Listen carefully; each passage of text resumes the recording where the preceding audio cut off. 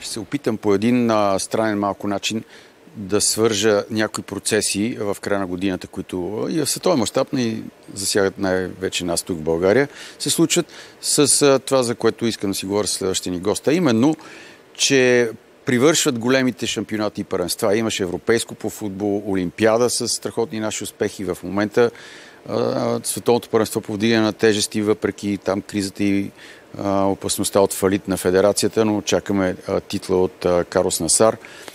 Страхотната битка на Кубрат Пулев онзи ден, каквото и да говорят критиците, колко му е добър или не съперник и колко е авторитетен и важен колана, който спечели за световна титла. Има неща, които щем не щем е хубаво да ги коментираме, да се гордеем с тях и да ги анализираме. Сега за националния отбор по футбол и клубните представители най-вече на грандовете Левски, ЦСК, малко по-деликатно, но човек, който почти всички звезди на българския спорт и футбол са минали така или иначе на консултации или на лечение или операции при доктор Мазнеков, а и ние, обикновените хора, също знаем за неговите, как да кажем, стандарти в професията. Чудесен повод да си поговорим, защото той и много впечатление и информация има. Здравей, добре дошъл. Позволявам си на ти, защото толкова години вече, може би, 30 сме в една сфера. Даже и футбол сме играли заедно. Така. А освен всичко друго, ти освен световно признат ортопед, защото си така първия за коляно в там световните, как да кажем, то каква организация? Световна федерация по колянна хирургия. Колянна хирургия, федерация, така. Освен, че там си един от първите приятели. Ти познаваш лично и си гледал и като зрител Гунди, Стоичков, Бербатов и всички тези, с които ние така или иначе коментираме. Но хайде първо професионално. Не спираш да преглеждаш, да лекуваш, да оперираш. А това все повече, особено с настъпването на съвременните методи, дори за смяна на стави.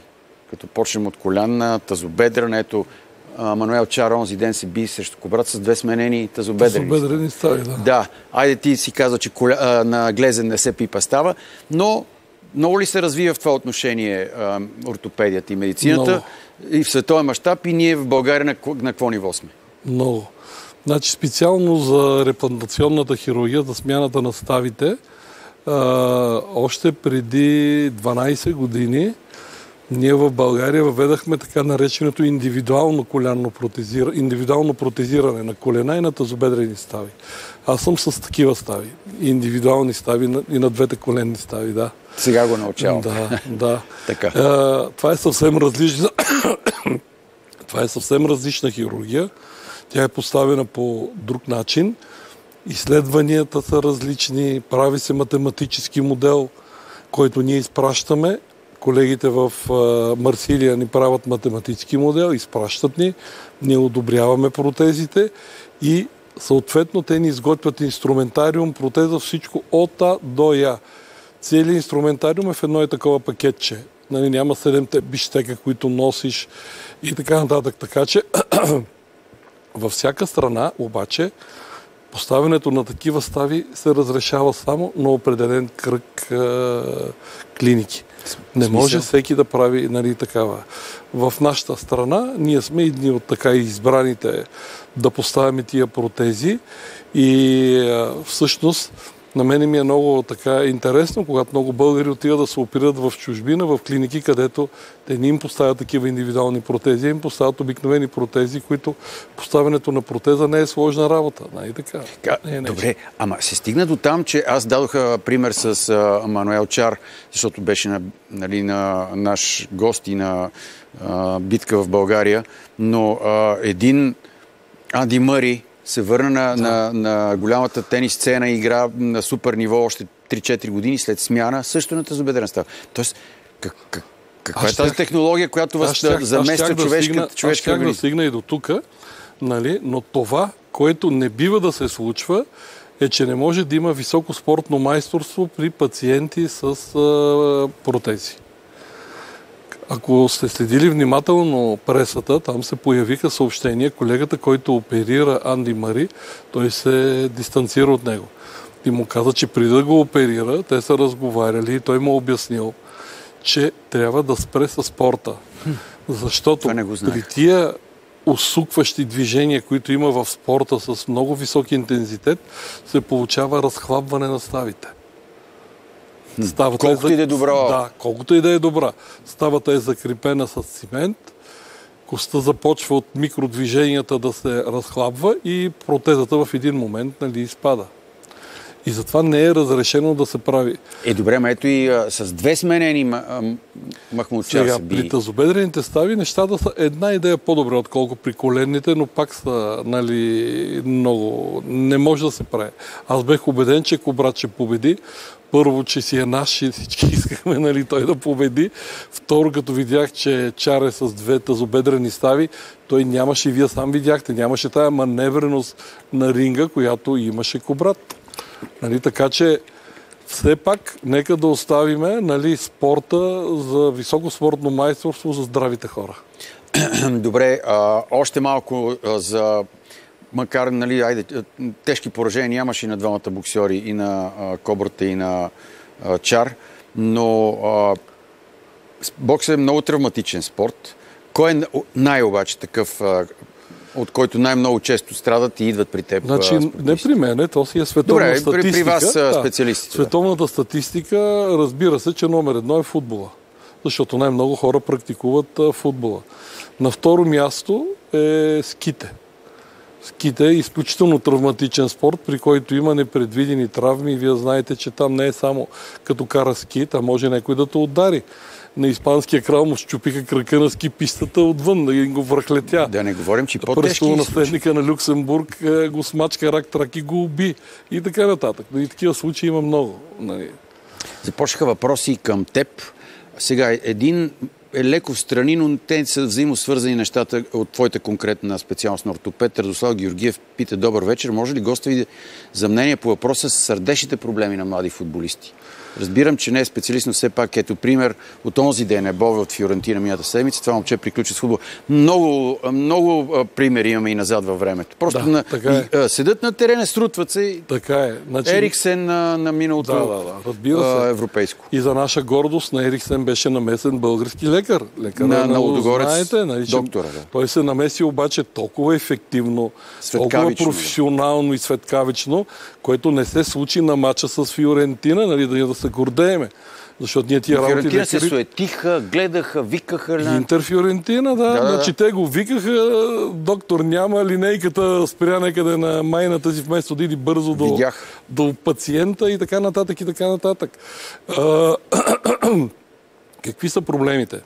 Проблемите са, че, например, аз съм от докторите, които не дават карти на футболистите без да ги прегледам. За медицински, за да има право да играе. За всеки матч, за да излезе един отбор да играе, ние трябва да прегледаме футболиста, да си сложим печата и името, за да излезе футболиста да играе. Че е клинично здрав. Много футболисти не се изследват задълбочено, а те са подложени на огромни физически натоварвания. Първо. Второ, когато имаме спортисти, които имат някакъв... Между другото, ние на времето така открихме проблем на Антов. Обаче, момчето беше много съвестно, той е много интелигентен спортист. Прегледахме го, установихме, че проблема не може да му пречи на спорта и той си продължи да си играе. Но става въпрос, че той беше диагностициран, задълбочено изследван. Разбирате ли? Това в съвременния спорт го няма. Бият се картони, не се правят задълбочени изследвания и резултатите от цялата тази работа. А отделно, че ние в спорта и при натоварване имаме така наречената внезапна смърт, внезапна сърдечна смърт. Когато нищо ти няма, получаваш криза, падаш и ако не ти се окази помощ веднага, както трябва, нали си заминаваш. Започнаха към футбола да бутат зрителите, защото имаме пряка връзка. Аз те предупредих на krumsalf5.78.tv QR кода, че ще има реакции. Иван пита: доктор Мазнейков, Чакай.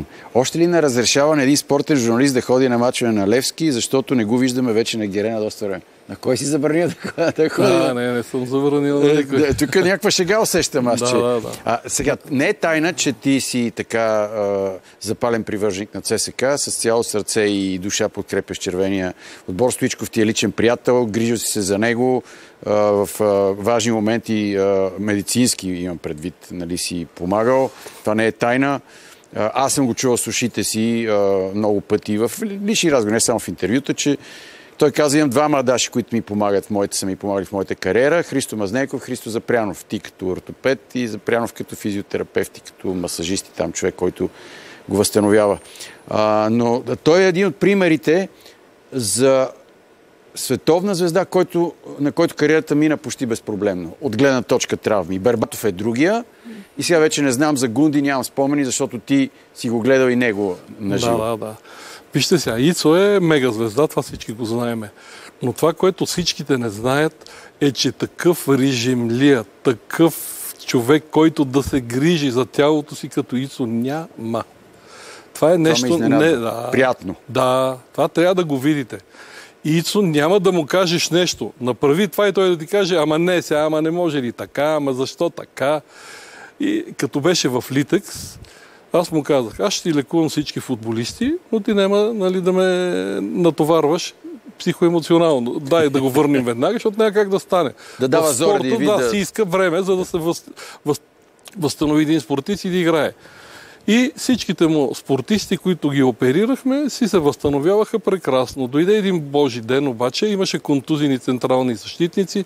Мисля, че беше Божиков централен защитник и той нямаше кой да пусне. И викам, моля се, помогни ми, направи нещо да може да играе. Викам, Ицо, той не е добре. Аз ще го пусна да играе, обаче ще видиш, че ще имаш проблеми с него. Направихме инфилтрация, бихме инжекции и не знам, момчето игра, направи дуспа и си вкара автогол. И Литък загуби 2-1 от Славия. И Ицо поводял сигурно. И аз му казах, Ицо, нали ти казах, нали, по-добре възстановен футболист да не играе, отколкото да играе. Но Ицо е мега звезда. Ицо е, нали, такъв човек, където и аз не мога да си обясна поведението и неуважението, което в България някои хора имат към Ицо. На такъв човек само му сваляш шапка и се гордееш, че ти си от един народ с него. Гунди. Друга тема. Аз много обичам Гунди. Нищо, че съм ЦСКА. Аз съм преди всичко за футбола. След това съм за ЦСКА, Левски, Литекс, който и да е друг. Много се радвам, че сам започна темата за Гунди, защото и филма с теб коментирахме. Но свържи ги, общо нещата. Не мога да не се радвам на Лудогорец, мача, който изиграха в Лацио. А те изиграха невероятен матч срещу такъв изключително силен отбор от топ 20 в света. И водещ в момента в общо класиране на Лигата. Не може, нали? Защо трябва да се плюваме ние българите да говориме глупости един за друг? Да кажи ми за Гунди. Гунди, аз съм ходил на тренировки да гледам Гунди. Той беше невероятен чаровник. За мене в България има двама такива мъже. Единият се казва Стефан Данаилов и другия се казва Георги Аспарухов. Те са с аура, те са с чар, те са с... Още като го видиш и ти се влюбваш в него. Красиви. Аз съм бил от ЦСКА дете, но стоях и като омагьосан съм гледал Гунди как тренира, как играе, как прави финтове. Влизат на театър. Гунди гледа театър. Влиза баба. Гунди става от местото, слага бабата да седне, той стои прав. Това е Гунди, това е величието на Гунди. За съжаление, във филма аз ти казах моето мнение. Филма беше политизиран, направен, че Гунди едва ли не е каран да бъде доносник, което, нали, не е вярно и няма как да бъде вярно по няколко причини. Първо, Гунди е майор от Държавна сигурност. На другия ден, след като гледах филма, при мен дойде шефа на Държавна сигурност от уния години. Левскар. И на него филма много му хареса. Аз го питам, добре, като ти хареса филма толкова, вие вербували сте? Не, вика, на нас ни беше забранено да вербуваме, нали, служители на Държавна сигурност. Може ли Гунди да се разхожда с жена му в Милано и да ходи на среща с ръководството на Милан? Абсурд! В уния години. Всички знаеме как беше. Ти не можеш да си покажеш сега, а не пък тогава. Нали, да си покажеш носа навънка и жена ти да се видиш с Милан, да ти предлага 300 хиляди и така нататък. Тия работи нагарчат, защото не са истина. Нали, а Гунди е прекалено велики. Аз мисля, че Гунди самия би се срамувал, а той беше и комсомолски секретар. Аз тези въпроси ще ги задам в петък, ще ми гостува един от продуцентите на филма Иван от Андрей. И аз имам няколко и за Котков върви нали, другата критика, че не присъства във филма. Разбира се. И освен това, каквото и да говориме, нали, Гунди си като шофьор е виновен в някаква степен за тая катастрофа. Тя не е станала и така. Нали, допуснал е грешка. Но това не му пречи да е един от най-обаятелните спортисти, но той като футболист Гунди, вие може и да намерите снимка на Гунди на 28 години. Аз, защото много го обичах Гунди, опитайте се да намерите снимка на Гунди на 28 години. Няма така ли? Той беше с корем като моя. Няма как да намерите. И той не е напразно, когато каза, че искал да прекрати кариерата си след този матч, аз му вярвам. Аз му вярвам, защото той вече не можеше, на 28 години човек навлиза в златна възраст за футбол, а той вече не можеше да играе в футбол. Имаше контузии, травми. Истината е, че всички отбори от първата минута тръгваха да го ритат.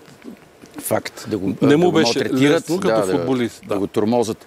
И в този смисъл, какво мислиш, сега ми хрумва този въпрос, за анкетата на Вестник Нощен труд, помниш ли 2000-та година за футболист на 20 век? Да. В която обаче гласуваха тогава всякакви хора, зрители, футболисти, журналисти, всеки имаше право на глас и Гунди излезе номер едно. Аз съм против такива класации, но ако говорим за футболист, нали, номер едно на България, тук мисля, че няма как да има, нали, различия. Най-големия футболист за всички времена в България се казва Христо Стоичков, номер 2 е Бербатов, номер 3 е Бонев и оттам нататък вече четвърто-пето място с Чеков, Гунди, Пенев. Много назад го сложи, доктор. Къде да го сложиме? Извинявай, Бербатов играе в Мен Юнайтед. Времената са такива, че Бербатов имаше тази възможност, докато Гунди, ако беше отишъл в Милан, можеше и да направи международна кариера. След това Бербатов няма световно първенство. Гунди има.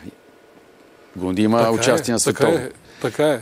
Но Бербатов постигна много, стана голмайстор на английската лига. Разбира се, и на Бербатов абсолютен голмайстор за всички времена на националния отбор. За всички времена голмайстор. Значи колко гола има Гунди, колко гола има Бербатов. И да вметна, че той също е харизматичен, интелигентен, чаровен. Днес даде много хубаво интервю за Дарик Радио, слуша го с удоволствие. Защото Бербатов много израсна и след кариерата си. Изключителен младеж, без коментари. Гордо за България също, където и да отидеш навсякъде познават Бербатов. Бонев. Сега ти Бонев го помниш. Аз съм и Гунди и Бонев съм ги гледал на живо. Значи Гунди имаше 2-3 силни години. Да правим разлика, докато Бонев игра 20 години цялата си кариера. Да връщате зрителите обаче към темата ЦСК, защото знаят, че имаше емоция и отношение. Стоян Иванов, господин Мазнейков, нормално ли да има две ЦСК? Абсолютно нормално. Има 12 Левски, що да няма две ЦСК. Левски, Лясковец, Левски, Карлово. Те тук двата се претендират да са един и същи софийски. В момента, вижте сега, това са въпроси, които са изяснени вече и юридически. Момента, в който Гриша Ганчев даде 8 милиона ЦСК, разбира се, за емблемата, ние станахме автоматично приемник на оригиналното ЦСК. Отделен е въпроса, че ние искахме, аз бех тогава в ръководството на ЦСК за винаги и ние събирахме по 2 милиона на година. 2 милиона и 200 хиляди ни е най-високото постижение. Така е сдружение, нали? Хора, които обичат ЦСКА, да обясня на по-младите зрители. Чакмаков, нали, го водеше. И Светла Петрова и много всичките бяхме там. И ние искахме по 2 милиона да направим договор, да връщаме 2 милиона ние, за 5 години да си издължиме към НАП, а Гриша Ганчев да поеме. Но не му разрешиха. Господин Ганчев тук може да ви каже много повече, ако реши някога, нали, да говори защо и как се стигна до фалита на ЦСКА. Но това, че се е стигнало, какво значение има? ЦСКА играе на армията, феновите си там, ние си подкрепяме отбора. На Васил Левски, защото армията, пожелавам ви да скоро да стане и да се радвате на новия си дом. Да. Надяваме се всички, независимо дали сме от ЦСКА или не. Играхте на Васил Левски срещу другия ЦСКА в центъра на София и 2-2. И публиката като пее ЦСКА, за кой от двата да се приеме човек? Много ясно. Едното е 48, другото е ЦСКА. Или както на таблото го изписват гост. Гост, да, гост. Така е. Аз мисля, че и те имат право на признание, защото пък тръгнаха от нулата, не са взимали чужд лиценз. Има право, аз това ви казвам. Две ЦСКА-та, както има 12 Левските, има и две ЦСКА-та. Какво толкова страшно има? Един си правят клуб ЦСКА 48, върват си по пътя. Ние сме си ЦСКА, играем си. Значи ЦСКА е това, което играе на армия. Левски кой е? Който играе на Герена. Има, разбира се, той е толкова просто. Какво има тук да се дърляме? А левскарите са толкова смешни, че когато бият ССК, когато падат от Литекс. Да. Харесва ли ти днешния образ на отбора, след като Александър Томаш го пое? Днес Бербатов много го подкрепи, така призова за спокойствие, за период достатъчно дълъг, за да му се даде възможност да работи, защото идеите и възможностите на Томаш ще се видят в времето. Аз нон-стоп също съм сред феновете и нон-стоп агитирам да се даде време, да се даде възможност. Това, което единственият упрек, който имам към Томаш, защото той е прекрасен специалист, това е без коментар, е по-малко да се говори. Не може от сега да даде заявка, че ставаш до година шампион, не можеш да говориш неща. С треньора на Левски имаше някакво заяждане, а вие видяхте треньора на Лудогорец, казва за треньора, той е най-добри тренер. Другия казва, той е най-добър. Значи ние трябва да се научиме да си уважаваме професиите. Ами да, там се точно на брой титли, Литекс, Левски, там настъпи така мотиката. Ама и другия, и Генчев, и той се хвана на тази... Разбира се, не бива. Ние сме една държава, един народ. Когато излеземе извън граница, никой не те пита дали си Левски ССК, казват българи. Националният отбор в огромна криза. Националният отбор, там е тотално сбъркано всичко от деца. Футболния съюз катастрофа, стриптизи се забавляват шефовете на FIFA и UEFA и се държи Гонзо непристойно да обяснява, че това не било стриптиз, било балет. Глупости на търкалета, всички видяхме какво е. За мен, тук нещата са сбъркани още от детските години. Аз, когато отидах в Петрич и станах президент на Беласица, първото нещо, което направих, освободих всички външни футболисти. Защо? Защото в Петрич и такива градчета като Петрич, хората не ходят да гледат Крум Савов от Видин, от София и Иван Петков от Видин. От Нигерия. Те отиват да гледат Иван Петкан, Георги от Петрич, Кения. От Махалата. Точно така.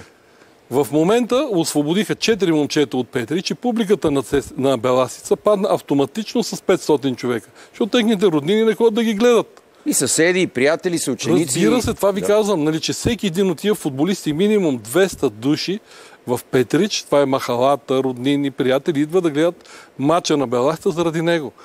И това е ценното. Как да го обясниш на тия хора?